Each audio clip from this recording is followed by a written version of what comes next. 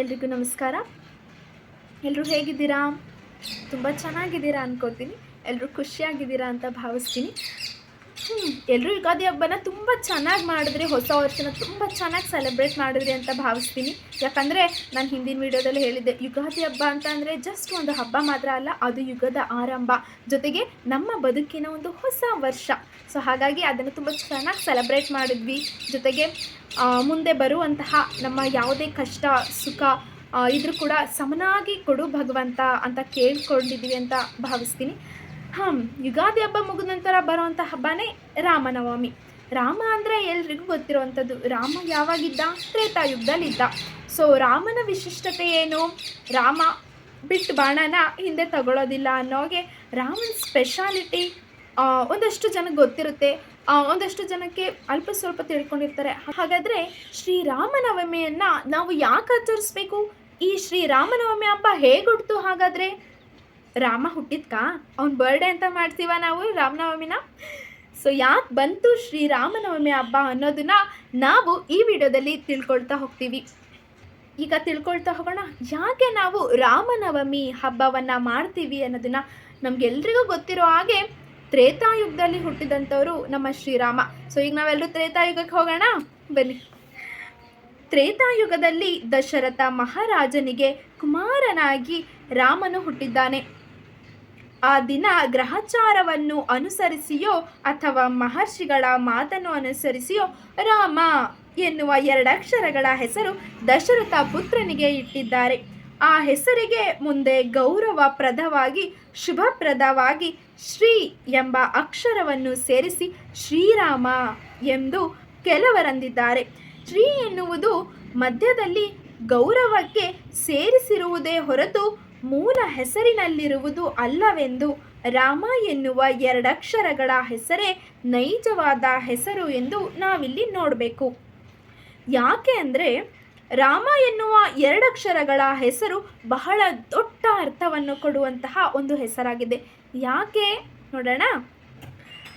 ಆದ್ದರಿಂದ ಕೆಲವರು ಜ್ಞಾನವನ್ನು ತಿಳಿದ ಹಿರಿಯರು ರಾಮ ಎನ್ನುವ ಪದವನ್ನು ಆಗಾಗ ನುಡಿಯಿರಿ ಎಂದು ಹೇಳುತ್ತಿರುತ್ತಾರೆ. ನಮ್ಮನೇಲೂ ಹೇಳ್ತಿರ್ತಾರೆ ಆಗಾಗ ರಾಮ ಜಪವನ್ನು ಮಾಡಿ ಅಂತ. ಹಿರಿಯರು ಹೇಳುವುದರಿಂದ ಕೆಲವರು ಕುಳಿತುಕೊಂಡಾಗ ಎದ್ದಾಗ ರಾಮ ಎಂದು ಹೇಳುವುದನ್ನು ಅಭ್ಯಾಸ ಮಾಡಿಕೊಂಡಿದ್ದಾರೆ. ಹೀಗೆ ಗೊತ್ತಾಯ್ತಾ ಯಾಕೆ ನಾವು ರಾಮ ಅಂತ ಕರಿತೀವಿ ಅಂತ? ಕೂತ್ಕೊಂಡಾಗ ಅಪ್ಪ ರಾಮ, ಅಥವಾ ಎದ್ದಾಗ ಅಪ್ಪ ಶ್ರೀರಾಮ ಅಂತೀವಿ. ಶ್ರೀನಂತೂ ನಾವೆಲ್ಲೂ ಸೇರಿಸೋದಿಲ್ಲ, ರಾಮ ಅಂತ ಹೇಳಿ ಕರಿತೀವಿ, ಹೌದಾ? ಪೂರ್ವದಲ್ಲಿ ಹಾಗೆ ರಾಮ ಶಬ್ದವನ್ನು ಬಹಳ ಜನ ಹೇಳುತ್ತಿದ್ದರು. ನವೀನ ಕಾಲದಲ್ಲಿ ಓದುಗಳು ಹೆಚ್ಚಾಗಿ ವಿಜ್ಞಾನ ಬೆಳೆದಂತೆಲ್ಲ ಪೂರ್ವ ಕಾಲದಲ್ಲಿ ರಾಮ ಎನ್ನುವಂತೆ ಈಗ ಯಾರೂ ಎನ್ನುತ್ತಿಲ್ಲ.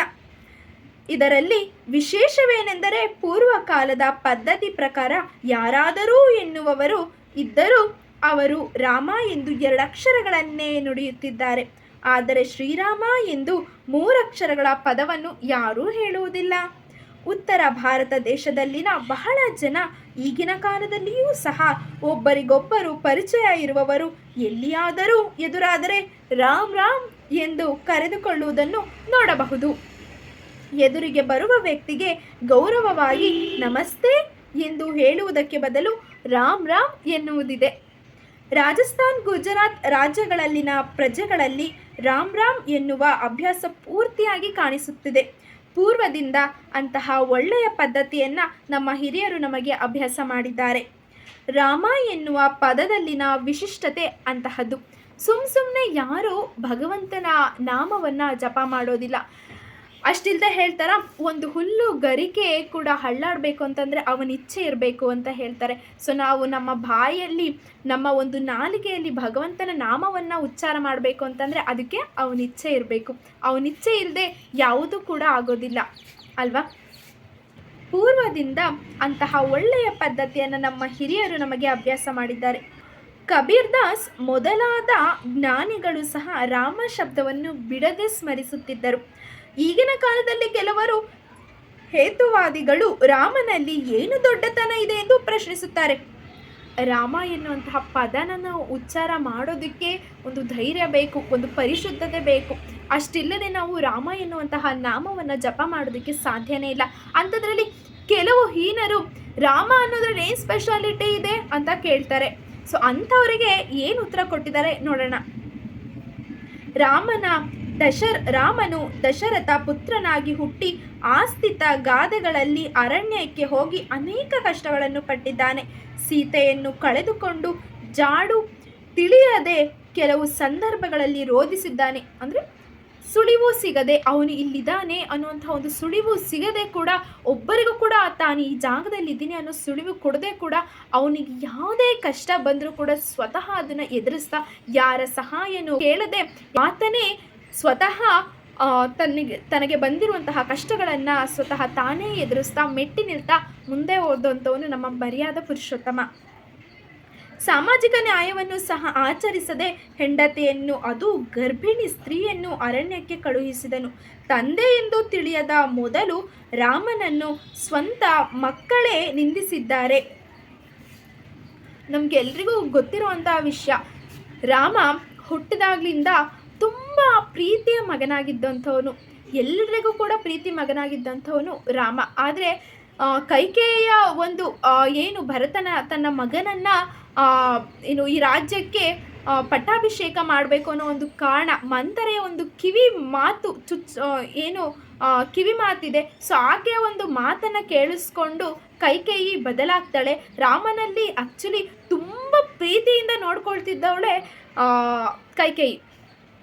ಕೌಸಲ್ಯಗಿಂತ ಹೆಚ್ಚು ಪ್ರೀತಿಯನ್ನು ತೋರಿಸ್ತಿದ್ದವಳು ಕೈಕೇಯಿ. ಅದಕ್ಕೆ ಕೃಷ್ಣನ ಜನ್ಮದಲ್ಲಿ ದೇವಕಿ ಮಗುವನ್ನು ಹೆರ್ತಾಳೆ, ಆದರೆ ಜೊತೆಯಲ್ಲಿ ಇರೋದು ಸಾಕು ತಾಯಿಯಾಗಿದ್ದು ಯಶೋದೆ. ಯಾಕಂದರೆ ಕೈಕೇಯಿಗೆ ತುಂಬ ಆಸೆ ಇರುತ್ತಂತೆ, ನನಗೆ ರಾಮನಂತ ಮಗು ಹುಟ್ಟಬೇಕಾಗಿತ್ತು, ಶ್ರೀರಾಮ ನನ್ನ ಹೊಟ್ಟೆಲ್ಲೇ ಹುಟ್ಟಬೇಕಾಗಿತ್ತು ಅಂತ ಹಿಂದೆ ಕೈಕೇಯಿಗೆ ತುಂಬ ಆಸೆ ಇತ್ತಂತೆ. ಅದಕ್ಕೆ ಆಕೆ ನೆಕ್ಸ್ಟು ಜನ್ಮದಲ್ಲಿ, ಕೃಷ್ಣನ ಜನ್ಮದಲ್ಲಿ ಕೈಕೇಯಿ ಅಂದರೆ ದೇವಕಿಯಾಗಿ ಶ್ರೀ ಕೃಷ್ಣನಿಗೆ ಜನ್ಮ ಕೊಡ್ತಾಳೆ. ಆದರೆ ಜೊತೆಯಲ್ಲಿ ಇರೋದಕ್ಕೆ ಆಗೋದಿಲ್ಲ, ಯಾಕಂದರೆ ಹಿಂದಿನ ಜನ್ಮದ ಕರ್ಮ ಮುಂದೆ ಅನುಭವಿಸಲೇಬೇಕು. ಹಿಂದೆ ಆಗಿತ್ತು, ಆದರೆ ಇವಾಗಿನ ಜನ್ರೇಷನಲ್ಲಿ ಏನಾಗಿದೆ ಅಂತಂದರೆ, ಇವಾಗ ಮಾಡಿದ ಕರ್ಮ ನಾವು ಇವತ್ತೇ ಅನುಭವಿಸ್ಬೇಕು, ಈ ಜನ್ಮದಲ್ಲೇ ಅನುಭವಿಸ್ಬೇಕು ಅನ್ನೋ ರೀತಿ ಆಗಿದೆ. ಶ್ರೀರಾಮ ಒಬ್ಬ ಅಗಸನ ಮಾತನ್ನು ಕೇಳಿ ತನ್ನ ಹೆಂಡತಿ ಸ್ವತಃ ಗರ್ಭಿಣಿ ಅನ್ನೋದನ್ನು ಕೂಡ ನೋಡದೆ ಕಾಡಿಗೆ ಕಳಿಸ್ತಾನೆ. ಸೊ ಲಕ್ಷ್ಮಣನನ್ನು ಕಳಿಸಿ ಬಿಟ್ಟು ಬರೋಗು ಅಂತ ಹೇಳ್ತಾರೆ. ಜೊತೆಗೆ ರಾಮನ ಮಕ್ಕಳಾದವರು ಏನಿದ್ದಾರೆ ಕುಶಲವ, ಆ್ಯಕ್ಚುಲಿ ನಾವು ಅವ್ರನ್ನ ಲವಕುಶ ಅನ್ನಬಾರ್ದು, ಕುಶಲವ ಅಂತಲೇ ಕರಿಬೇಕು. ರೂಢಿಗತದಿಂದ ಸಾಮಾಜಿಕವಾಗಿ ಎಲ್ಲರ ಬಾಯಲ್ಲಿ ಲವಕುಶ ಅನ್ನೋ ಅಂಥ ಪದ ಬಂದ್ಬಿಟ್ಟು ಅದೇ ರೂಢಿಗತವಾಗಿ ಹೋಗಿದೆ. ಆದರೆ ನಾವು ಕರಿಬೇಕಾಗಿರೋದು ಕುಶಲವ ಅಂತ ಹೇಳಿ. ಶ್ರೀರಾಮ ತಮ್ಮ ತಂದೆ ಅಂತ ಗೊತ್ತಿದ್ರು ಕೂಡ ಅವನ ಮೇಲೆ ಯುದ್ಧ ಮಾಡೋದಕ್ಕೆ ಹೋಗ್ತಾರೆ. ಯಾಕಿದೆಲ್ಲ ಆಯಿತು ನೋಡೋಣ. ಮೊದಲು ರಾಮನನ್ನು ಸ್ವತಃ ಮಕ್ಕಳೇ ನಿಂದಿಸಿದ್ದಾರೆ. ಭಗವಂತನಿಗೆ ಮಕ್ಕಳಿಂದ ಎದುರು ಮಾತುಗಳು ತಪ್ಪಿಲ್ಲ, ಇನ್ನು ನಿಮ್ಮಂತಹ ಸಾಮಾನ್ಯ ಜನರಿಗೆ ಯಾವ ಲೆಕ್ಕ ಹೇಳಿ ಅಲ್ವಾ? ಸೊ ಆದರೂ ಕೂಡ ಅದನ್ನೆಲ್ಲ ಶ್ರೀರಾಮ ಹೇಗೆ ಎದುರಿಸ್ತಾ ನೋಡೋಣ. ಪತಿಯಾದ ರಾಮನು ಸೀತೆಯನ್ನು ಪುನಃ ಮನೆಗೆ ಕರೆದರೆ ಪತ್ನಿ ನಿರಾಕರಿಸಿದ್ದಾಳೆ. ಯಾಕಂದರೆ ಅಂಥ ತುಂಬು ಗರ್ಭಿಣಿಯಲ್ಲೂ ಕೂಡ ಶ್ರೀರಾಮ ಯಾವುದೋ ಒಬ್ಬ ಅಗಸನ ಮಾತನ್ನು ಕೇಳಿ ತನ್ನ ಪತ್ನಿ ಪತಿವ್ರತೆ ಪರಿಶುದ್ಧಳು ಅಂತ ಗೊತ್ತಿದ್ರೂ ಕೂಡ ಸಮಾಜಕ್ಕೆ ಅದನ್ನು ಪ್ರೂವ್ ಮಾಡೋದಕ್ಕೋಸ್ಕರ ಕಳಿಸ್ತಾರೆ. ಆದರೆ ಅಲ್ಲಿ ಸೀತೆ ತಪ್ಪು ತಿಳ್ಕೊತಾರೆ. ಶ್ರೀರಾಮ ನಾನೇನು ಅಂತ ಗೊತ್ತಿರುತ್ತೆ. ರಾವಣನಿಂದ ಮುಕ್ತಳನ್ನಾಗಿ ಮಾಡಿ ಕರ್ಕೊಂಡು ಬರೋದಕ್ಕೆ ಮುಂಚೆ ಅಗ್ನಿ ಪರೀಕ್ಷೆಯನ್ನೂ ಸಹ ಮಾಡಿ ಕರ್ಕೊಂಡು ಬಂದಿದ್ರು ಕೂಡ ಯಾರೋ ಒಬ್ಬ ಅಗಸನ ಮಾತನ್ನು ಕೇಳಿ ಈತ ತನ್ನನ್ನು ತುಂಬು ಗರ್ಭಿಣಿಯಲ್ಲಿ ಕಾಡಿಗೆ ಕಳಿಸ್ತಾ ಅನ್ನೋ ಒಂದು ನೋವಿಂದ ಆಕೆ ಕೂಡ ನಿರಾಕರಿಸ್ತಾಳೆ. ಮತ್ತೆ ಮನೆಗೆ ವಾಪಸ್ ಕರೆದಾಗ ಆತನ ಸ್ವಂತ ಜೀವನದಲ್ಲಿ ಎಷ್ಟೋ ಕಷ್ಟಗಳನ್ನು ಎದುರಿಸಿದ ರಾಮನು ಯಾವುದರಲ್ಲಿ ಉತ್ತಮನು? ಎಲ್ಲದನ್ನು ಫೇಸ್ ಮಾಡಿದ್ದಾನೆ ರಾಮ, ಇಲ್ಲ ಅಂತ ಹೇಳೋದಿಲ್ಲ. ಅದರಲ್ಲಿ ಯಾವ್ದು ಬೆಸ್ಟ್ ಅಂತ ಹೇಳೋದಕ್ಕಾಗುತ್ತೆ ನಾವು? ನೋಡೋಣ. ಆತನಿಗೆ ಇಲ್ಲದ ವಿಶಿಷ್ಟತೆ ಆತನ ಹೆಸರಿಗೆ ಹೇಗೆ ಬಂದಿದೆ? ಹೀಗೆ ಕೆಲವರು ಪ್ರಶ್ನಿಸುತ್ತಿದ್ದಾರೆ. ಜೀವನದಲ್ಲಿ 1 ವರ್ಷವೂ ಸಹ ಒಟ್ಟಾಗಿ ಸಂಸಾರ ಮಾಡದವರು ಆದರ್ಶ ದಂಪತಿಗಳ? ಎಷ್ಟೋ ಜನರ ಪ್ರಶ್ನೆ ಇದು. ಶೀಲಾವತಿಯಾದ ಪತ್ನಿಯನ್ನು ಅನುಮಾನಿಸಿ ಅರಣ್ಯಕ್ಕೆ ಕಳಿಸಿದವನು ಶ್ರೇಷ್ಠನಾ? ಆತನು ದೇವರೇ ಅಲ್ಲ ಎನ್ನುವ ನಾಸ್ತಿಕರು ಸಹ ಇದ್ದಾರೆ. ಅಷ್ಟೇ ಅಲ್ಲದೆ ಆ ರಾಮನಿಗಿಂತ ನಮ್ಮ ರಾವಣನೇ ದೊಡ್ಡವನು ಎನ್ನುವ ದಕ್ಷಿಣ ದೇಶದ ದ್ರಾವಿಡರು ಇದ್ದಾರೆ. ಇಂತಹವರಿಗೆಲ್ಲ ನಾವು ಉತ್ತರ ಹೇಳಲಾರೆವು. ಏಕೆಂದರೆ ಹೇಳಿದರೂ ಪೂರ್ತಿ ಕೇಳದೆಯೇ ಅಡ್ಡ ಮಾತು ಮಾತನಾಡುವವರಿಗೆ ಯಾರು ಉತ್ತರ ಹೇಳಲಾರರು. ಪ್ರತಿ ಮನುಷ್ಯನಲ್ಲೂ ಮತ್ತೊಬ್ಬರನ್ನು ಕುರಿತು ಹೇಳುವುದರಲ್ಲಿ 3 ಭಾವಗಳು ಇರುತ್ತವೆ. ಈ 3 ಪ್ರಪಂಚ ಭಾವಗಳೆನ್ನುತ್ತೇವೆ. ಅವುಗಳಲ್ಲಿ 1 ತಟಸ್ಥ ಭಾವ, 2 ವಿಮರ್ಶೆ ಭಾವನೆ, 3 ವಿಶ್ವಾಸ ಭಾವನೆ. ಈ 3 ಭಾವಗಳ ಪ್ರಕಾರ ಯಾವ ಮನುಷ್ಯನಾದರೂ ಮತ್ತೊಬ್ಬ ಮನುಷ್ಯನನ್ನು ಲೆಕ್ಕಿಸಿರುತ್ತಾನೆ. ಹಾಗೆಯೇ ರಾಮನನ್ನಾಗಲಿ ಕೃಷ್ಣನನ್ನಾಗಲಿ ವಿಮರ್ಶಿಸುವವರು ಈಗಲೂ ಇದ್ದಾರೆ. ವಿಶ್ವಾಸವಿರುವವರು ಇದ್ದಾರೆ. ಮತ್ತೆ ಕೆಲವರು ಆ ಕಡೆ ವಿಮರ್ಶಿಸುವುದಾಗಲಿ ಈ ಕಡೆ ವಿಶ್ವಾಸಿಸುವುದಾಗಲಿ ಏನೂ ಮಾಡದೆ ಏನೂ ಮಾತನಾಡದೆ ತಟಸ್ಥವಾಗಿರುವವರೂ ಇದ್ದಾರೆ. ಯಾರ ಭಾವನೆ ಅವರಿಗೆ ದೊಡ್ಡದಾಗಿರುತ್ತದೆ? ಆದ್ದರಿಂದ ನಮ್ಮ ಭಾವನೆ ಅವರಿಗೆ ಇಷ್ಟವಾಗಬಹುದು, ಇಷ್ಟವಿಲ್ಲದಿರಬಹುದು. ಅವರವರ ಭಾವನೆ ಅವರವರಿಗೆ ದೊಡ್ಡದು. ಆದ್ದರಿಂದ ನಾನು ಪ್ರಪಂಚ ಪದ್ಧತಿಯಲ್ಲಿರುವ ಈ 3 ಭಾವನೆಗಳ ಪ್ರಕಾರ ಏನೂ ಹೇಳದೆ ಈ 3 ಭಾವನೆಗಳಿಗೆ ಅತೀತವಾಗಿರುವ ಆಧ್ಯಾತ್ಮಿಕ ಭಾವನೆ ಪ್ರಕಾರ ಹೇಳಬೇಕೆಂದುಕೊಂಡಿದ್ದೇನೆ.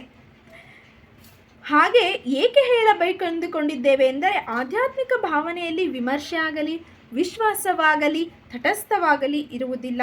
ಕೇವಲ ಆಧ್ಯಾತ್ಮಿಕ ಭಾವ ಎಲ್ಲರಿಗೂ ಸಮಾನವಾಗಿರುತ್ತದೆ. ಈ ಭಾವನೆ ಎಲ್ಲರಿಗೂ ಸಂಬಂಧಿಸಿರುವುದಾಗಿ ಎಲ್ಲರಲ್ಲಿ ಸಮಾನವಾಗಿರುವುದರಿಂದ ಶ್ರದ್ಧೆ ಇರುವವರಿಗೆ ಅರ್ಥವಾಗುತ್ತದೆ, ಶ್ರದ್ಧೆ ಇಲ್ಲದವರಿಗೆ ಅರ್ಥವಾಗುವುದಿಲ್ಲ. ಈಗ ನಾವು ಹೇಳುವ ಆಧ್ಯಾತ್ಮಿಕ ಭಾವವನ್ನು ಶ್ರದ್ಧೆಯಿಂದ ಎಲ್ಲರೂ ಅರ್ಥ ಮಾಡಿಕೊಳ್ಳುತ್ತಾರೆಂಬ ಉದ್ದೇಶದಿಂದ ತಿಳಿಸುತ್ತಿದ್ದೇವೆ.